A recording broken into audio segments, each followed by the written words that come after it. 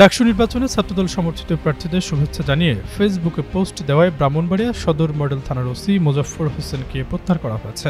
বুধবার সকালে বিষয়টি নিশ্চিত করেছেন সদর সার্কেলের অতিরিক্ত police super M Rakibur Reza.